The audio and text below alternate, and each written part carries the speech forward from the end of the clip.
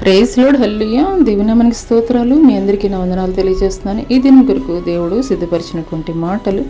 ప్రియ సహోదరి సహోదరుడా, ఐగుప్తు ప్రాంతంలో వారు పడుతున్నటువంటి బానిసత్వపు బ్రతుకును గురించి వారు ఎంతగానో మొరపెట్టినప్పుడు దేవుడు ఆలకించాడు. వాళ్ళ మొరలను ఆలకించి దిగి వచ్చినటువంటి దేవుడు ఆ యొక్క ఐగుప్తు బానిసత్వ జీవితం నుండి శ్రేష్టమైనటువంటి పాలు తేనెలు ప్రవహించేటువంటి కనాను దేశానికి నడిపించే నిమిత్తము ఒక మోషే నాయకత్వంలో వారిని నడిపించినటువంటి వాడిగా ఉన్నాడు.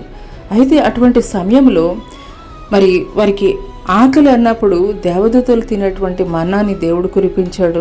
దాహం అన్నప్పుడు బండ నుండి నీటిని ఇచ్చినటువంటి దేవుడు పగలు మేఘస్తంభంగా, రాత్రి అగ్నిస్తంభంగా, వారి చెప్పులు ఏమాత్రము కూడాను మరి పాడవనటువంటి స్థితిలో, వారి బట్టలు మాయినటువంటి స్థితిలో ఎంతో భద్రతనిచ్చి దేవుడు చక్కగా వారిని నడిపిస్తున్నటువంటి క్రమంలో ఒకానొక సమయంలో వారిలో ఉన్నటువంటి ఆలోచన ఏంటంటే, మరి గత కాలంలో ఐగుప్తు ప్రాంతంలో ఉన్నప్పుడు మరి కీరకాయల్ని మరి ఇలాగూ రకరకాలైనటువంటి ఆహారాన్ని మేము తినేటువంటి వాళ్ళము, ఇక్కడ మాకు అటువంటి ఆహారం దొరకడం లేదని చెప్పేసి మోషేని సనిగినటువంటి వారిగా ఉన్నారు. మోషేని నిందించినటువంటి వారిగా ఉన్నారు. దేవుడు శ్రేష్టమైనటువంటి పాలు తేనెలు ప్రవహించేటువంటి కనాను దేశానికి ప్రయాణం అయి తీసుకుని వెళుతున్నప్పటికీ కూడాను వారి యొక్క ఆలోచన, వారి యొక్క దృష్టి అంతా కూడాను మరి నడకైతే గనక ముందుకు ఉన్నది, కానీ వారి ఆలోచన, వారి దృష్టి అంతా కూడాను ఆ యొక్క బానిసత్వపు బ్రతికినటువంటి ఆ యొక్క ఐగుప్తు ప్రాంతం మీదనే ఉంది.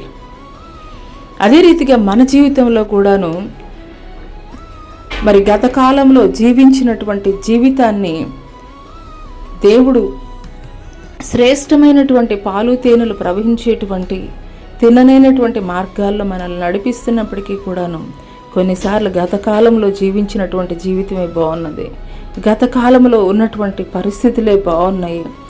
దేవుడు శ్రేష్టమైనటువంటి పరిస్థితుల్ని తీసుకుని వెళుతున్నానని వాగ్దానం చేశారు, నడిపిస్తున్నారు. కానీ ఈ మార్గం ఏంటి ఇంత ఇరుకుగా ఉన్నది, ఈ మార్గం ఏంటి ఇంత సంకుచితమైనటువంటి మార్గముగా ఉన్నదని సణుక్కునేటువంటి పరిస్థితిలో నీవు ఉంటున్నట్లయితే ఆనాడు ఆ యొక్క కనాను ప్రాంతానికి నడిపిస్తున్నటువంటి దేవాది దేవుడు సణిగినటువంటి ప్రజల్ని విడిచిపెట్టేశాడు. కనాను ప్రాంతంలో అడుగు పెట్టడానికి ఆయన ఎంత మాత్రం అనుమతించలేదు.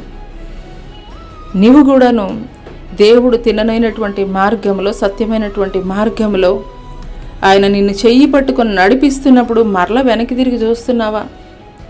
జాగ్రత్త. నీకు అక్కడ ఐగుప్తు ప్రాంతంలో ఉన్నదంతా కూడాను నింద, అవమానము, గొప్పల మారిగా చెప్పుకుంటున్నటువంటి ఆ యొక్క ఐగుప్తు ప్రాంతంలో ఉన్నదంతా కూడాను నింద, అవమానం మాత్రమే. హల్లెలూయా, హల్లెలూయా. పరిశుద్ధాత్మ దేవుడు ఈ యొక్క ఉదయకాల సమయంలో నీతోటి మాట్లాడుతున్నారు. యెషయా గ్రంథము 30వ అధ్యాయం 7వ వచనంలో చూసుకున్నట్లయితే, ఐగుప్తుని వలన సహాయము పనికిమాలినది, నిష్ప్రయోజనమైనది, అందుచేతను ఏమీ చేయక ఊరకుండు గప్పలమారి అని దానికి పేరు పెట్టుచున్నానని దేవాది దేవుడు మాట్లాడుతున్నారు. దానివల్ల ఏ విధమైనటువంటి ప్రయోజనం లేదు. కానీ వారి దృష్టి అంతా ఎక్కడున్నది? ఐగుప్తు ప్రాంతం మీదనే ఉన్నది. అక్కడ ఉండేదంతా ఏంటి? నింద, అవమానము, ఇవి మాత్రమే వారు పొందుకున్నటువంటి వారిగా ఉన్నారు.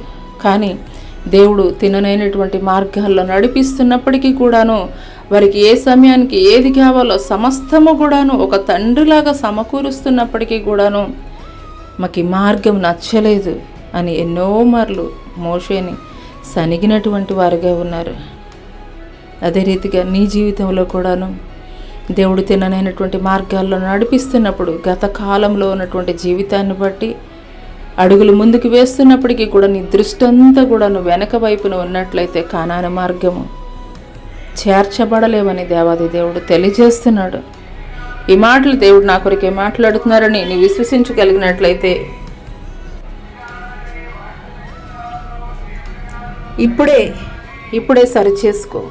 ఇప్పుడే సరిచేసుకొని దేవుడు నడిపిస్తున్నటువంటి మార్గాన్ని బట్టి సంతోషించు, ఆనందించు. అది కష్టమైన ఎలాంటి పరిస్థితుల గుండా తీసుకుని వెళుతున్నప్పటికీ కూడాను, దేవా నువ్వు నా చేయి పట్టుకున్నావు కాబట్టి ఎలాంటి పరిస్థితులకు నేను భయపడను, కృంగిపోను, ధైర్యంగా నువ్వు నడిపించే మార్గంలో నడుస్తానని ఒక తీర్మానం కలిగి ఉండు.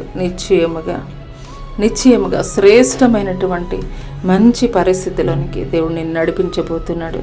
అట్టి కృప దేవునికి దయచేయనుగాక. ఆమెన్.